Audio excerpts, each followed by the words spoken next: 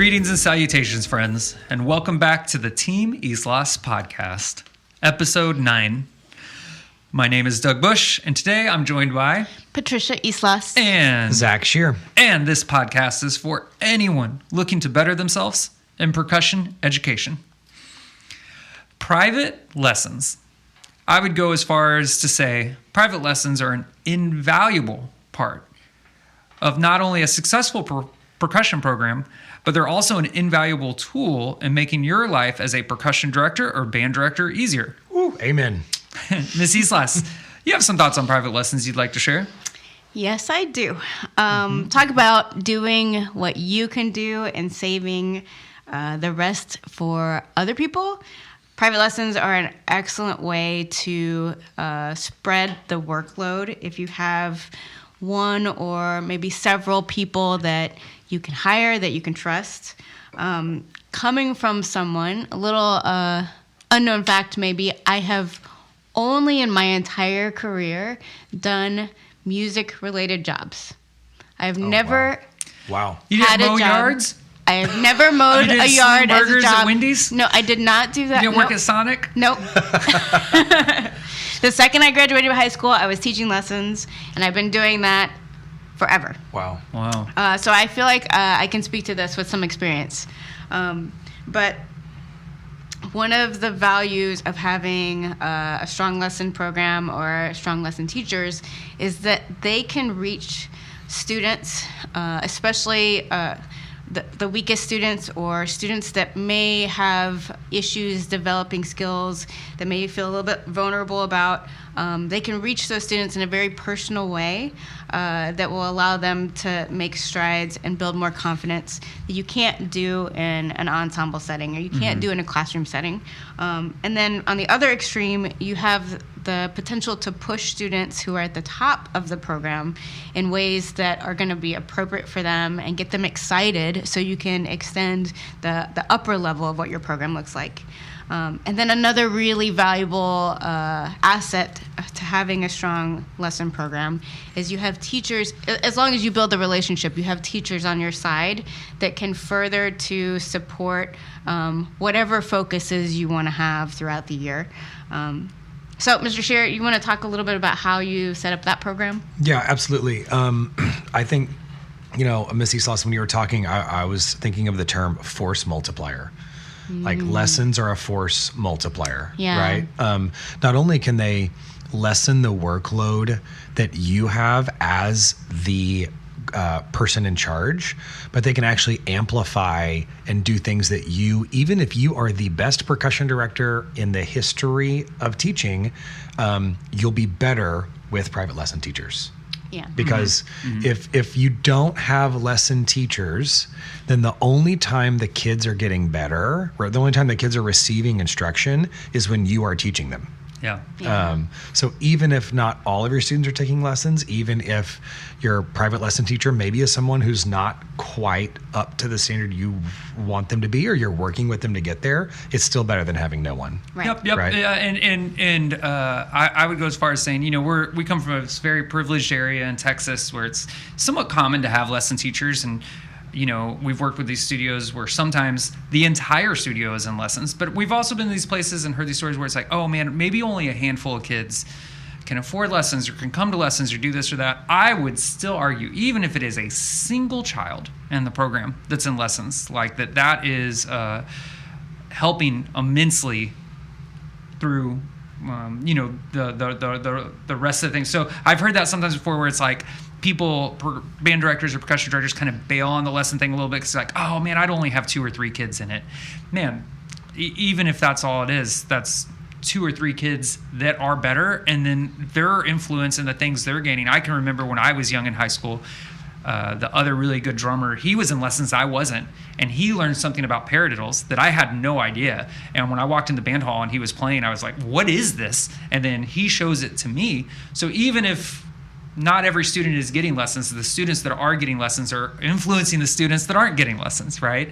And then setting this up, do you think, Mr. Shear, there should be an interview process at all, and what would that look like? Yeah, absolutely. I'm always astonished when either I've been interviewed and I've made this mistake myself, where I see other interview processes where the interview has nothing to do with what the person's actually going to do. So it's like, I'm going to hire a teacher, and in order to see if they're a good teacher, we're going to sit down and talk.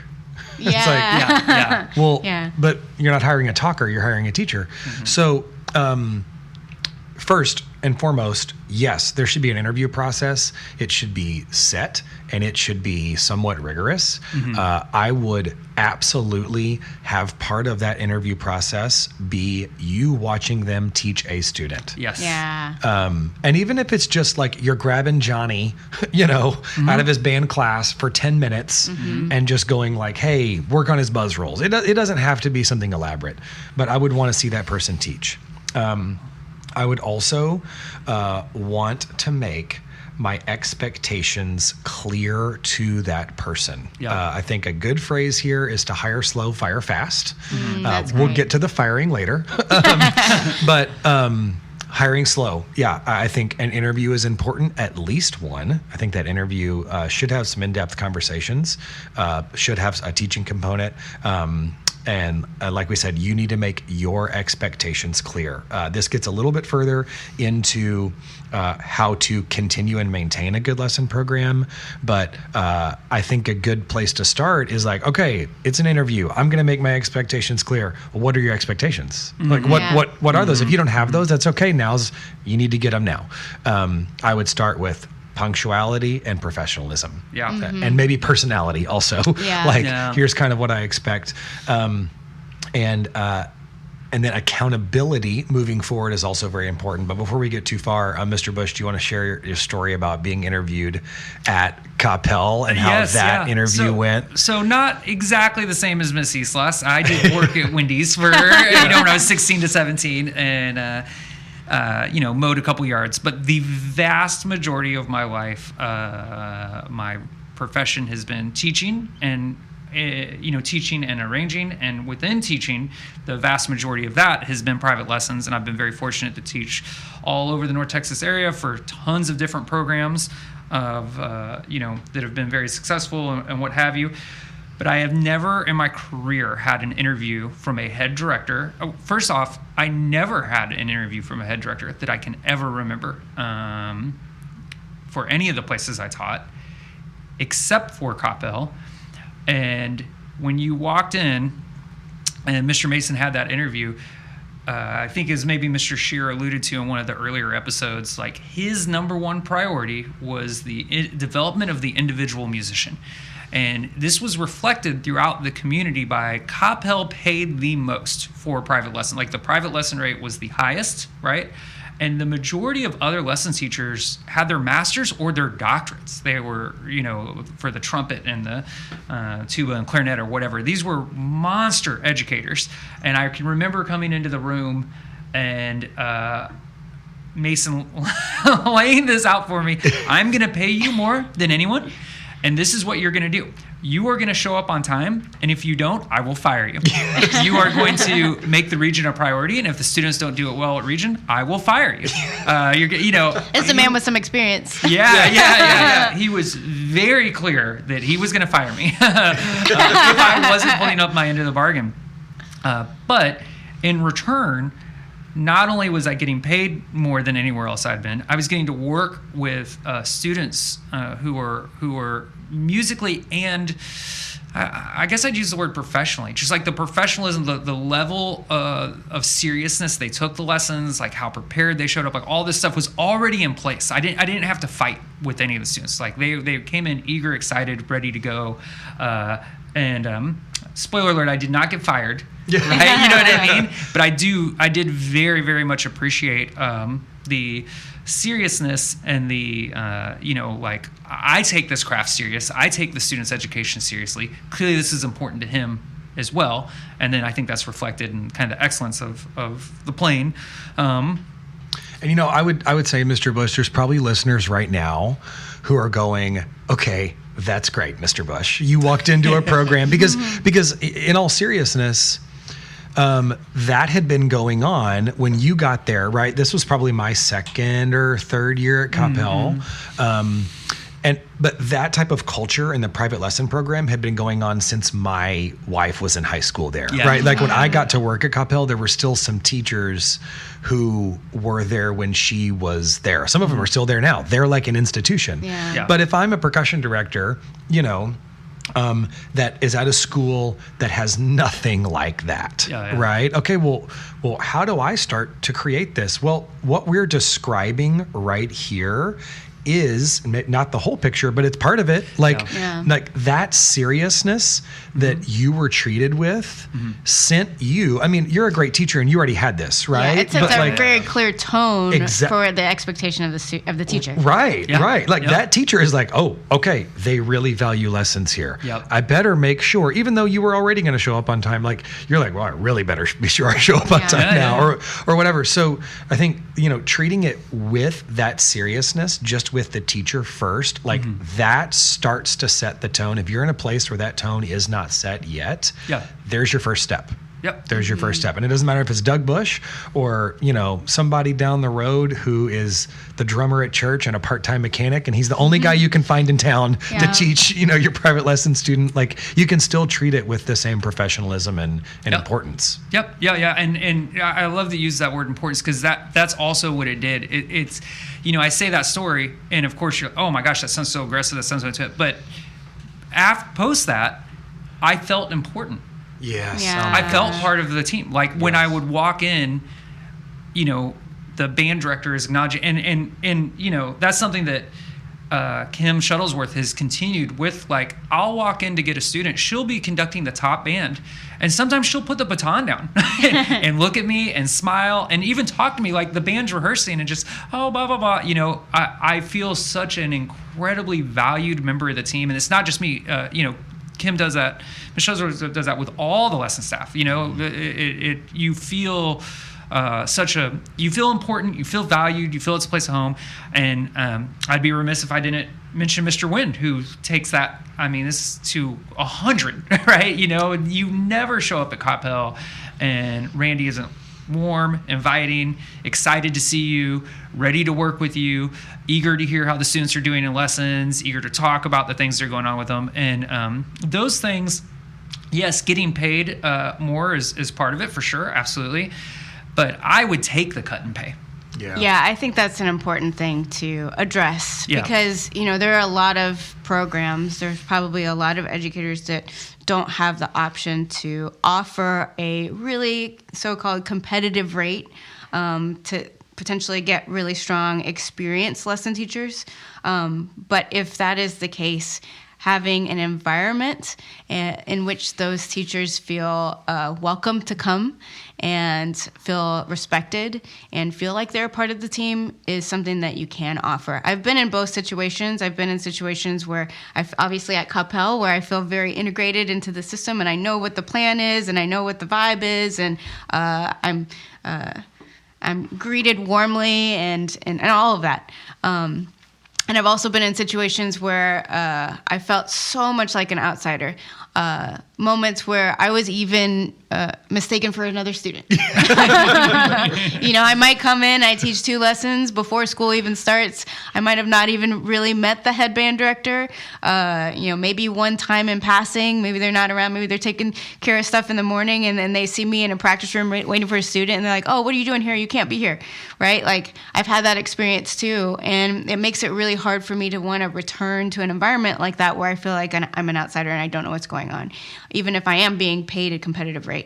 But I have personally experienced wanting to drive an hour out of my way to go to Forney High School from McKinney High School, or from McKinney where we were living, and the rate was similar to what I was getting in some of the other districts at the time, but because the people I was working with and the people I was working for were so respectful and integrated me into the team and were communicative in a very effective way. And then the students themselves were fun to teach. It was worth me going out of my way to get there and to make have a more professional experience. Absolutely. Shout out Mario Luna. Shout out Shannon Jacobs. And Shannon, that's a perfect example. I could be wrong, but I don't think Riley knew Shannon until he got the gig at Forney. No, I don't think so. Yeah. But those two are inseparable, monstrous powerhouse. Yeah, and Riley team. clearly came in and recognized the value that Shannon was bringing the program. And Shannon has recognized what it's like to be somewhere where they value you. And I mean, I think what they're doing out there is just outstanding and a really good example of how you can utilize the lesson teacher, and a good thing there too that you might be able to speak is, and again, I don't want to speak for Riley or Shannon here, but I believe, they complement each other in terms of their weaknesses and their strengths, which is a thing that's important to consider when you're being a lesson teacher. Yeah, absolutely. I'll just also say on your point, Miss Eslas, also feeling valued. I've been on the opposite end of that before. I will not say the names of these people. I love them all very much, but I really tried hard to get a private lesson teacher from another school one time, who I was going to pay him more and give him more students. And I think the trajectory of what his students could do at the school at Coppell was, potentially like you could do some more competitive, more challenging things with the students at Coppell than where he was. And he told me no. And I was like, upset by that. and I was like, man, if you don't mind me asking, this was after a while of like pursuing him. And I was like, if you don't mind me asking, why? Because to be honest, it doesn't really make sense. I'm going to pay you more and my program's better. And he was just like, man, they make me feel so valued. Yeah. And he said other things, but that was the gist of it. Yeah. And I was like, well, I can do that too. But he did not want to take a chance. Yeah. He did not want to take a chance It was already to good. leave. Yeah. It was great. Yeah. So it's also a very good strategy for retention. Yeah. Yeah. Excellent strategy for retention. I think there's also some important points to hit. We talked about the beginning. Okay, how do we get these people in, make this program serious? We talked about that also helps with retention. But in the middle there, like day to day, I want my private lesson program to be awesome. What does that look like? Okay, we've mentioned regular communication with your teachers. Speaking to all the percussion directors out there, regular communication, that's a two-way street. That means you talk, but then you also listen. Like, listen. And I know I'm probably guilty. Mr. Bush and Miss Eslas probably have stories of me going like, hey, what's up? Okay, listen, I need you to do this, this, and this. And then you're going to go over here. And then I need to know how that kid's doing. Okay, blah, blah, blah. Bye. It's like, so I'm talking to myself there, but regular communication, super, super important. It means as rare as this may be and as hard as this may be, having a regular system of accountability set up with your private lesson teachers. I am a firm believer, not because I'm an expert at it, but because I have the scars from not doing it. I am a firm believer in having regular performance evaluations with your private lesson teachers. We don't have metrics like in the private sector of like, okay, you produced this much in sales this year or something. That's not what it's going to be. But just things as basic as, okay, this month, have you been late? If the answer is no, awesome.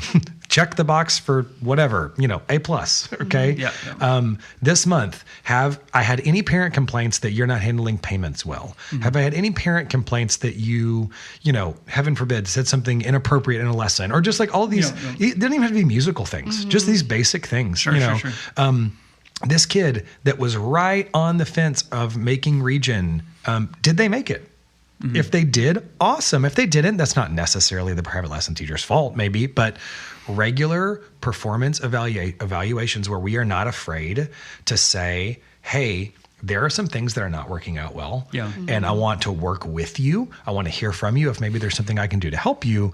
But your private lesson teachers need to know where they stand. Are they like, man, I'm doing a great job. He's so glad I'm here. Or, man, I know that he's not happy with this. I need to make sure that I correct this in this area. That's just a good practice for people who work for you. And it sounds, all these things, it sounds like, man, we're wanting to hold these lesson guys to a really high standard. I mean, it's, to me, that is not the norm. The norm is usually, can you live? Or do you breathe? Do you own sticks? Okay, here's a list of kids. Bye. Right. Right. So to get kind of these, top quality educators that you're also going to kind of potentially hold at this really high standard, aside from, doing what you can to boost the lesson rate as much as possible. Are there any other incentives that you can kind of think of, Mr. Shear, you used over the years? Yeah, absolutely. I'm going to get really creative to make, if I get, Mr. Bush and Miss Islas walk in the door and I'm like, oh my gosh, these private lesson teachers are from heaven. How can I please keep them here? I'm going to get real creative. I'm going to do everything I can. Like, first, I'm going to listen and I'm going to say, what else do you need to stay here and be happy here? Mm-hmm. Maybe it's, hey, you just don't have that many students. We need to make a little more money. Okay, cool. Do you want to judge our all region? Do you want to teach the drumline camp? Judge the all city auditions? Do you want to I'm coming up with things. Do you want to teach the middle school percussion camp? Whatever it is, right? I know, not to interrupt you, Mr. Shear, but a big one for me that both Annie and Randy have continued, which is important to me, is super valuable, is when we started to move the drumline audition process. Oh. You were like, I can see you're passionate about this, and I want to give you a shot. You can do the packet, right? Yeah. And that is rare, And again, you as the percussion guy, you might not be comfortable with that, and that's okay. But I'm just saying, as an example, that is something that to this day, it brings me excitement to see the excitement Randy has when I'm like, hey, dude, I think I know the parallel exercise this year. Yeah. And what is it, But it goes both ways, right?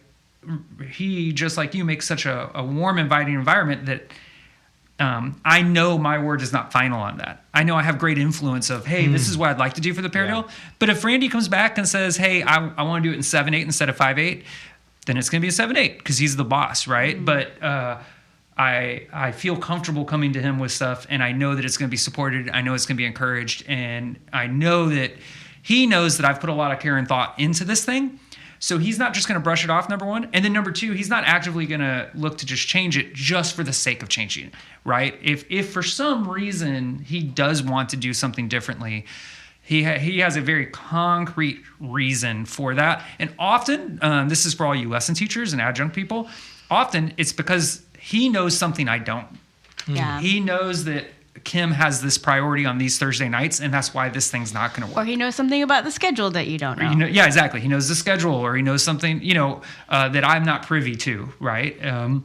So as Mr. Shear said, I think it's a two-way street. Oh, yeah. And, I can also think of situations I've been in as a private lesson teacher where somebody did something for me and I was like, okay, I'll help you out some more too. I remember when I was auditioning for Phantom Regiment, I went home, maybe this was over Christmas break, or I don't know when I was back home in Oklahoma. My parents were living in Cleveland, Oklahoma, which you've never heard of because it's not a very big place. And the Cleveland High School band, somehow, I don't remember how I got connected with them, but I needed a keyboard to practice on, right? I was like, hey, Sandy's going to listen to me play these scales. Yeah. And I need to practice these forwards, backwards, and standing on my head. And so I taught some lessons or whatever, but the band director just gave me a key. Here, you can practice anytime you want. And I was like, I will come teach Johnny for free if you're giving me a key to the band hall, So just do whatever you can for that teacher to make it work. Mm-hmm. Absolutely. One of the things I think one of the gifts that Miss Islas has that anyone that has ever hired her will confirm is if you're ever in a privileged enough position to have maybe even multiple lesson teachers, assigning the right student with the right teacher is a big deal. And I've seen over the years multiple students in which the other lesson teachers just are getting 70% out of this kid for whatever reason, and somehow Islas is always able to get 100% out of this kid. Yes. So I don't know, do either of you guys have kind of thoughts on pairing the student up with the teacher? Yeah, I think that is there is something to be said for that. I think that's a potentially very valuable tool that you have at your disposal, because as a percussion director, you probably know the personalities of the students pretty well.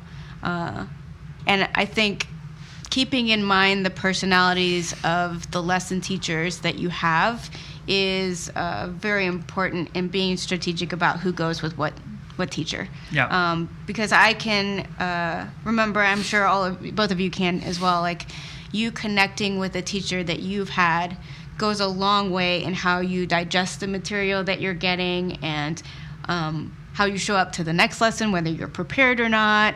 I can remember back to being at North Texas, and some of my best lessons were with Ed Smith, who is a vibraphone player and an excellent teacher, and was teaching lessons specifically towards jazz vibes. And I had no experience with jazz or with playing improvisation or any of that, just like a lot of the students there. And it was something, improvisation especially at the time, was something that was very intimidating to me. But of all the lessons I have, I was never scared or worried or stressed going into my lessons with him, because his energy was so infectious, and he clearly had a love for music and a love for playing that instrument and a love for that style of music that every time I got injected with. When I walked out of the room, I instantly wanted to go to the practice room and do a thing that I normally, it was outside of my wheelhouse. Right. And that pairing, I think, is so useful and valuable to spread to the rest of your program. It can help to push your culture in a way that you can't, as an individual, seeing them maybe once a week or seeing them in a class setting, it can't do on your own. Yeah, now, Mr. Shear, hey, this all sounds great in your make-believe land of North Texas, where you have lessons, right? I am a single band director that teaches the choir as well, from 6th grade all the way through high school in Illinois or whatever, right? You know, I have a lot of hesitations about stuff being said right here, you know? Is there some stuff that you could kind of speak to these hesitations? Yeah, absolutely. So that's a real scenario, right? There's a lot. That's the more common scenario. That is probably the majority of the country. And you're going, how do I make this work? There are a lot of creative strategies. So I'll just, the heading here is like, let's get creative. You know, what can you do? Okay. One idea, and I've done this with students before, is that maybe you could double up your lessons. Maybe you go like, hey, my students can't afford what, you know, okay, guys, you're telling me I need to pay my teachers. Great. I need to pay my teachers more. Well, my students can't afford that. What do you want me to do? Maybe you can double up. Maybe you can do lessons every other week. Maybe you can fill in the blank. There's a lot of options. Like we said, maybe you can find other things you can pay that person to do. Maybe you can find another director at a school that's close-ish, and like you teach some of their lessons and they teach some of yours. I think in Texas, the laws around this maybe prevent this, but I know my experience growing up in high school or growing up as a percussionist was a lot of times I was actually taking lessons from my band director. So this, you know, in Oklahoma, and that was a thing that worked out for those teachers, right? Like after school, they weren't doing sectionals. They weren't doing stuff like that a lot. At least it seemed like to me they weren't. I don't know. but they were teaching lessons. So maybe you can teach some lessons yourself. Maybe that provides you some extra income. And you know what? You won't be able to teach every single kid. But that also, let's say you can't teach every single kid. That's not necessarily a negative thing. I remember, I can see it in my mind right now, the day that I was like, quote unquote, like selected for lessons in my 6th grade percussion class. It was the teacher of the class, Mr. Bartrug, who was going to also be the lesson teacher. And it was me and the other girl in the class who was like good. Her name was Tamara Tucker. Shout out Tamara if you're listening. But it was like, these are the kids that get to take lessons. Ooh. So that was like, instead of viewing that as a negative, oh, I can't teach everybody, I have to do it myself. Well, no, now it's like this special thing. And now you've got other kids practicing because they want to get into lessons, so I think that can be a really powerful thing. Can I add one thing that Please. we've kind of witnessed recently is another idea is potentially having students that have recently graduated Ooh, yeah. teach. Yes. And maybe they're not teaching like your high school juniors and seniors, but maybe they're working with the middle school students. Yeah. That can be really, really effective, especially if you have built in some experiences for the middle school students to see some of the high school kids play, like at a percussion concert or a drumline contest or something like that. And they already have this knowledge that they're there and what they can do. Like, these kids seem like rock stars. They're not old and boring like the percussion director is. Yeah. They're really cool. And so they can relate to the kids in a way that maybe you can't, but they know your program really well. They know what's important to you, and they're going to be teaching those things. Even if they're not the most experienced teacher, they have a lot of experience doing what you want them to do. Yeah, absolutely. This summer, shout out Matthew Boyle and David Duncan. Matthew's like graduated. He's going to college. He's teaching summer lessons to the 6th grader, incoming 7th grader, right? Come to 7th grade, I have lesson with David. He opens up his copy of Superhands, and he has a tempo written down over an exercise. Next to it, he has +4, which I make every student write down. And then he literally writes down, okay, I did this at 80, 84, 88. And I look at it, and I go, wait a second, did we work? I didn't think we worked on this yet. And he's like, oh, no, this is what Matthew did over the summer. And it's like he's teaching the lesson exactly how I taught it to him back when he was, and it's incredibly powerful. So much so that here over the break, Matthew's mom said that they hooked up over the break to do lessons. Yeah. Wow. Right? So cool. Mr. Bush ain't hooking up over the break to do lessons. Mr. Bush, Miss Islas, this is all well and good. I'm going to get out there. I'm going to find my private lesson teacher. And everything's just going to go perfectly, right? Every single time, because I did the interview the way you told me in the podcast, right? And I talked with them and I communicated with them. Does that mean that every single time every lesson teacher is going to work out perfectly? No. Oh. Man. I have seen some horror stories here. Okay. I can remember a dude at a very strong program in the area that was a lesson teacher for many years. And I remember him telling me once, kid shows up for lesson in middle school, he hasn't practiced. Well, then you're going to practice now. And the teacher would get out his phone and play games while the student practiced during the lesson. I remember another guy that would do multiple lessons. Okay, well, I'm going to have 2 or 3 kids, but I'm going to charge them all the full amount. Yeah. And this goes back to the being held accountable stuff Mr. Shear was talking about. If you go through this process, you should make it clear to hey, you're here to teach the child, whether they've practiced or not. Yep. Right? Yep. We don't double up and try, right? That's where you as the percussion director. Maybe an interview question is, if the student has not practiced, what do you do? Then great, what do great you interview do? question. Yeah. And again, if you're in a more established program, you probably have a private lesson handbook that's like, hey, here it is, private lesson teacher, boom, sign it. Let's go over it. We're good to go. If not, that might be something good for you to develop. But the reason I brought that up is I think it's important to say you should not be scared to fire a private lesson teacher. Absolutely. If you for whatever reason find yourself not willing to fire a private lesson teacher, then actually all that other stuff we said about like the interview is so important and you got to find the right person and we got to hold them accountable, that's all worthless because they're not going to get fired even if they don't do it anyway, even if they don't do a good job. So I think that's really important. And obviously, being fired for bad performance, like that's kind of a no-brainer. But also, I would say, do not hesitate. And maybe firing isn't even the right word here. But like, don't hesitate if you bring someone on and it's clear. Maybe they are showing up on time and doing everything you want to do in terms of those non-musical things, but we just have a difference of opinion. Like you started communicating with them and talking with them about what they want to do and what their strengths are and whatever, and it's become clear that we just have a difference of opinion that's not going to work. Maybe it's a technique thing. Maybe it's I don't know. If it's something musical like that, it's okay to just say, hey man, thanks, but no thanks. Yeah. And I know I was in a situation at Capel where we had a really, really highly qualified guy who came to teach lessons, did an excellent job. The students loved him. He showed up on time. His students progressed.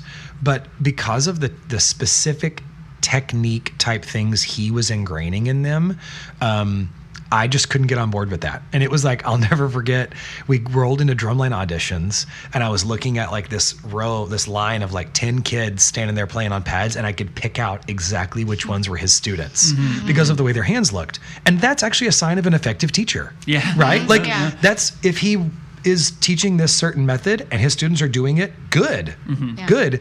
But that wasn't what I wanted to do. Yeah. So it was like, hey man, yes and amen. You're doing your thing, but your thing isn't my thing. So we're going to part ways. Yep. And that's okay. Yep. That's totally fine. Yeah. I don't think you should be afraid of that. Absolutely. I mean, I know that there's some of you at this point that are still like, hey guys, this is all good. I need a warm body, if anyone, I get it. My final plea here would be, when a student of mine or Miss TeamIslas graduates, if we have taught them from the 6th or 7th grade all the way through high school, that student, I would argue, has spent more individual education time one-on-one with me in a room than any other teacher in the entirety of their education. More than any principal, any math teacher, even more than you. You have not had individual one-on-one time with that. And the impact and power that the lesson teacher has, I just cannot be, I can't speak highly enough about it. So I thought it would be it'd be a good thing to close out this episode by sharing some personal stories that we have all experienced from lesson teachers that were really powerful, or left big impressions on us. Miss TeamIslas, do you want to? Yeah, I mean, I already talked about Ed Smith, but I think talking a little bit about Christopher Dean as well being really impactful lessons for me. I took timpani lessons with him, and those were really valuable, but I think some of the most memorable moments that we had were when I was just beginning to experiment with composition. And it was something that I wasn't even sure if I wanted to really delve into, but I knew Christopher Dean was such a good composer, and he had so many pieces that I had played and really, really loved that I valued his opinion. And maybe not to my surprise, but I was very thankful for the fact that our interactions, he was not very judgmental. He was really open to anything that I wanted to try, but would also hand in hand bring his experience to what he was teaching. So I think that was so important for me then to go through when I was feeling incredibly vulnerable about doing something outside of the box for me, that it really, pushed me in a direction that I never would have gone. Yep. Mr. Shear? Yeah. The first person that comes to mind is Ed Soph. And I consider him to be like the master of the 30-minute lesson. Just an amazing communicator.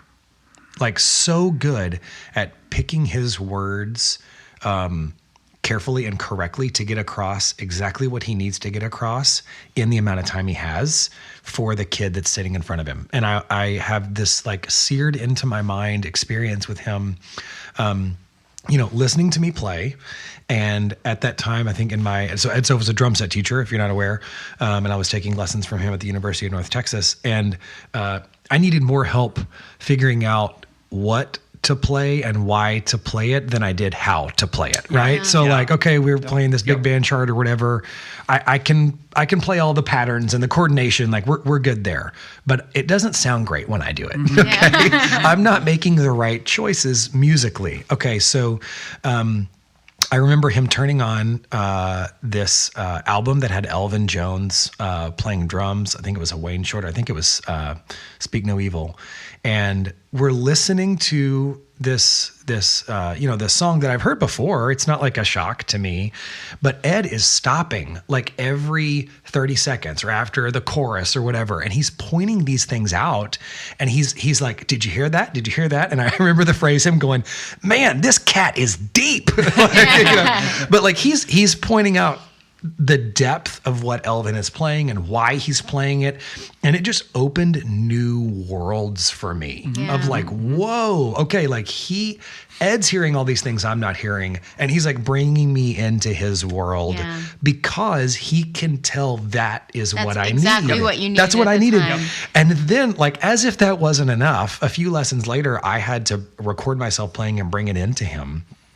which was terrifying, by the way.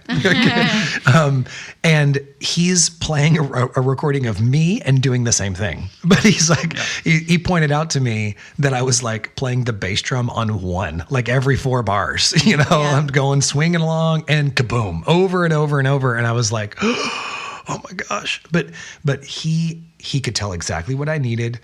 He showed me exactly what that looked like and sounded like, and then compared it to my playing. It was just like this amazing experience, again, that could not have happened anywhere except for a private lesson. Yeah, absolutely. I mean, for me, I got my first lessons when I was a junior in high school.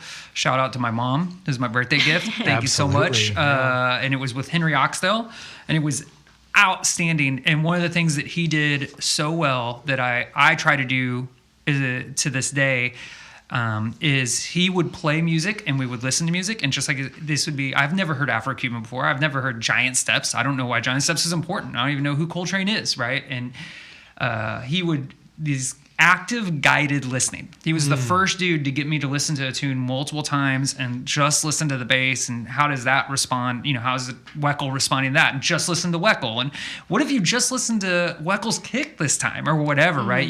And he opened me up to so many styles of music and genres of music, and with understanding comes appreciation. So then these things I thought I wouldn't like, I end up liking, right? And it's very interesting with students nowadays where you have this weird thing where they have so much more access immediately to so much more music than we had when we were younger, but they also don't listen to it, even though they have all the access, and so I felt like that's something from Mr. Oxdale I took.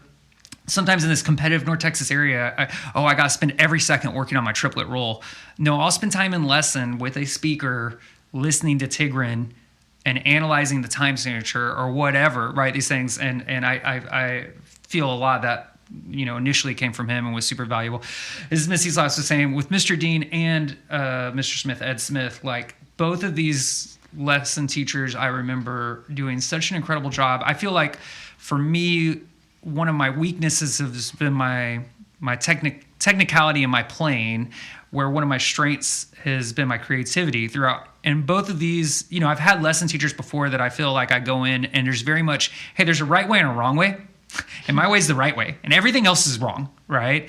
But these guys, I felt like it was more, let's, kind of what you're saying with Soph in terms of, let's understand what's good and bad about these multiple, like, why would someone decide to use these mounts? Or why would someone decide to strike an instrument like this? Or why would you arrange it like this or whatever? So there's just this level of depth thought, no judgment, and embracing creativity. I would, you have to do a percussion department at the University of North Texas. I would always do arrangements, and I can remember coming in with Ed Smith and bringing a Street Fighter 3 soundtrack, like, hey, this is what I want to do. And him 100%, yeah, let's do it. Okay, hey, this is what, and working out Kin's stage or whatever, Yeah. And then I remember with Dean too, bringing in like this like Brazilian death metal band. And, and then it's like one chart, this dude's like shredding on an acoustic, at like 220, and like, oh, I want to arrange this for marimba and, and African hand drums or something. Yeah. And Dean, absolutely. Okay, let's listen. Oh, and it was just really, really powerful, powerful stuff. Yeah. Hey, in closing, guys, thank you so much for hanging out with us today and talking about private lessons. If you have any questions for the podcast, please send them to teamislas@gmail.com. That's teamislas, teamislas@gmail.com. Shout out to all the great percussion companies that support Team Islas: Mapex Majestic Percussion, Remo Drumheads, Promark Sticks and Mounts, Sabian Cymbals, Beetle Percussion, and Lot Ride Apparel. Are you looking to level up your lessons with method books designed from the ground up to be used in percussion lessons? Then I recommend checking out the Snare Drum Method Book Super Hands and the Mallet Method Book Momentum. Miss Islas, where can these fine listeners grab a copy of these books? You can find them at teamislas.com, lulu.com, Dallas Percussion, Steve Weiss Percussion, or anywhere that you purchase your wonderful music books. That's right. Don't forget to like, subscribe. And if you practice hard all week and you showed up to your lesson prepared and you're ready to throw down, then give us a 5-star review. Remember, friends, step 1 is time, step 2 is sound, and step 3 is subscribing to the Team Islas podcast.